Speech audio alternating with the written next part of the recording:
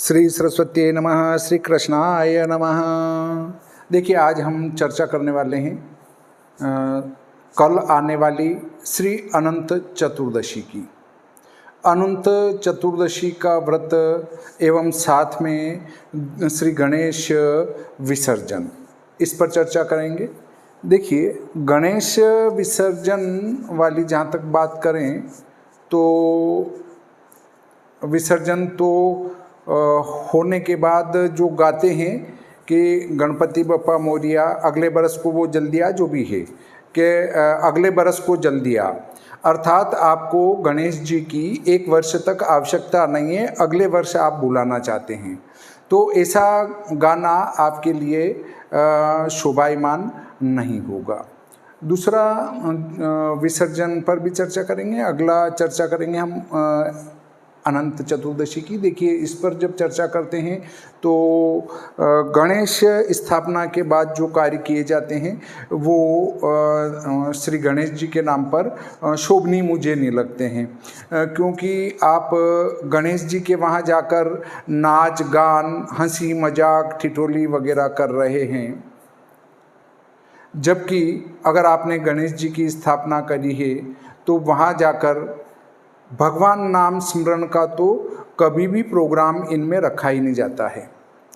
एक दिन chair race रख लो, एक दिन वो बालों में पीछे से पत्नी के इधर मुंह वो पति का रहेगा, उधर मुंह पत्नी का रहेगा, और वो बालों में लगाना है तिनके लंबे लंबे सलियाँ लगानी हैं, कौन ज़्यादा लगाता है।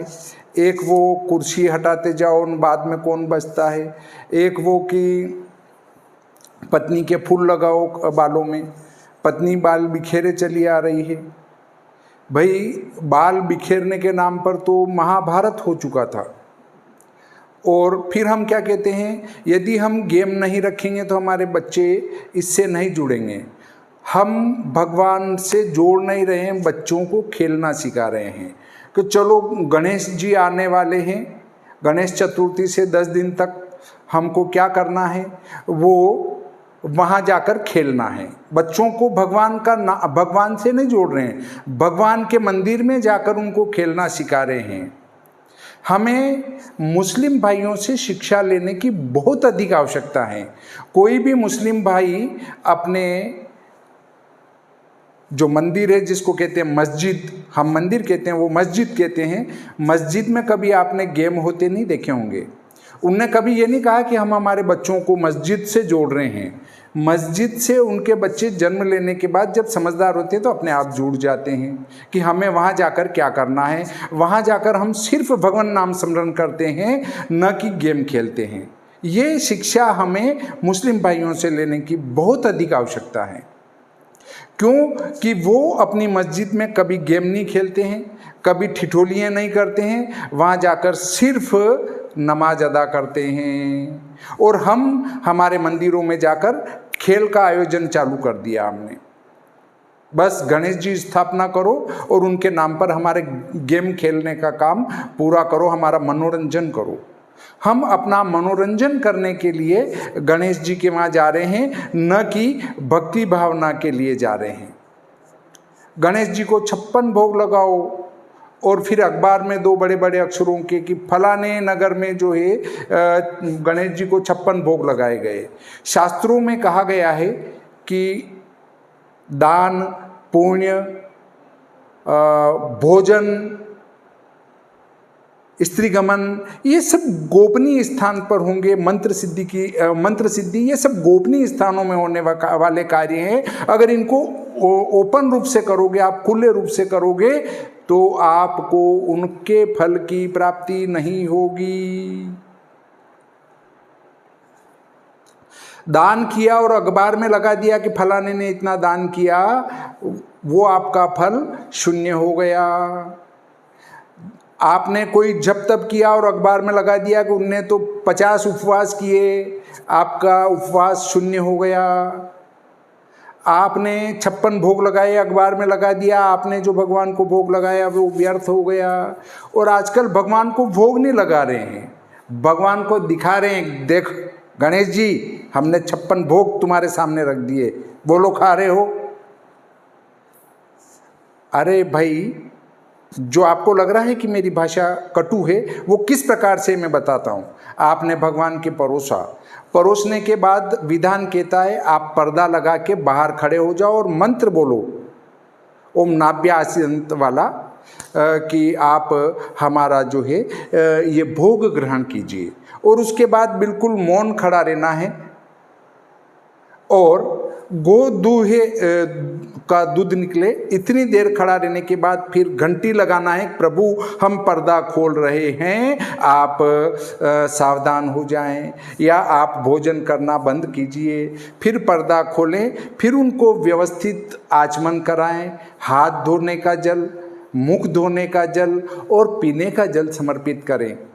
परंतु आजकल तो क्या हो रहा है कि जिमो मारा धनी जिमावे बेटी जाट की, जैसे ही भगवान को भोग लगाया और सब नाचना चालू कर देते हैं और डीजे चालू कर देते हैं।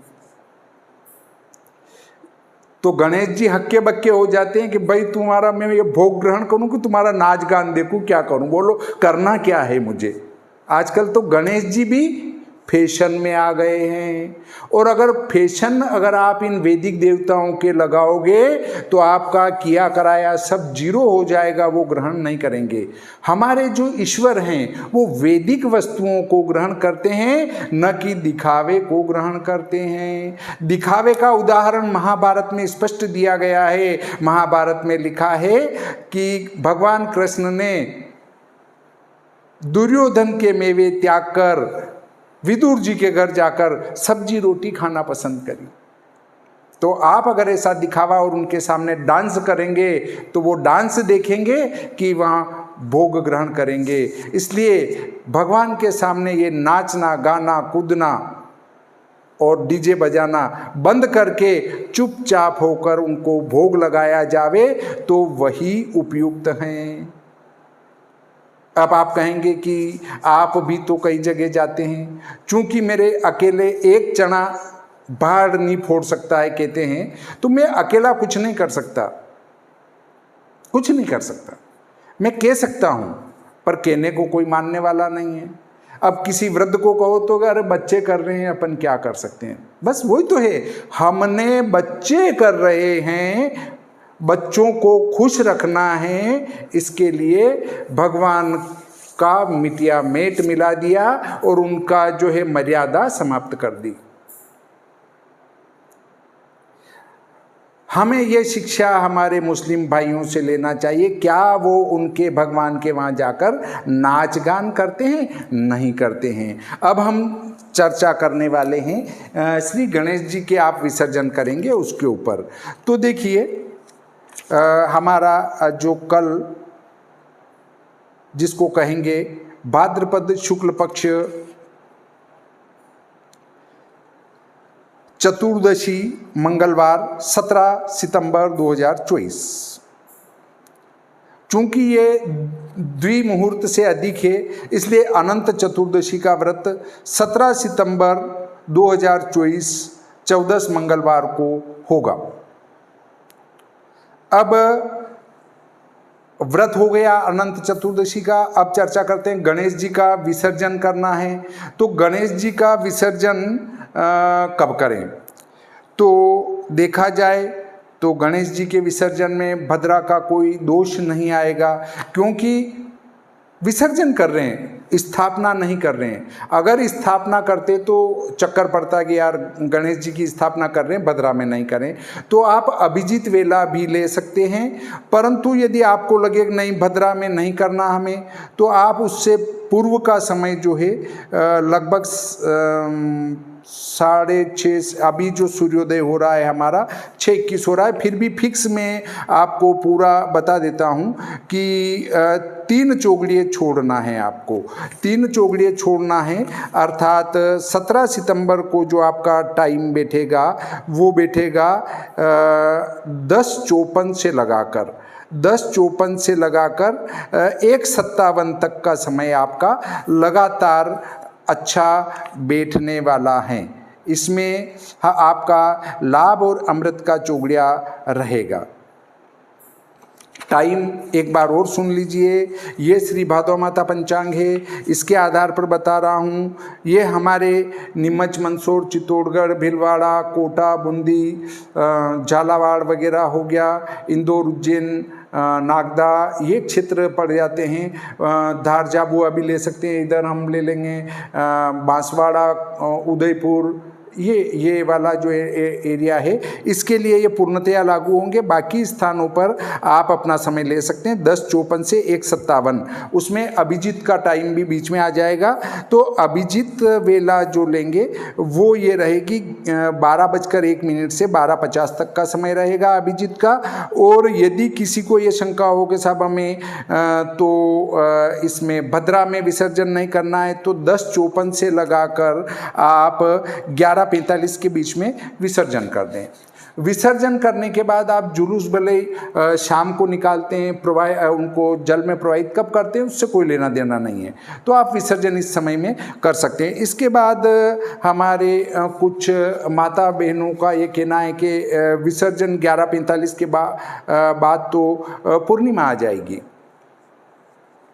तो और 14 तो उतर ही जाएगी, फिर विसर्जन कैसे कर सकते हैं।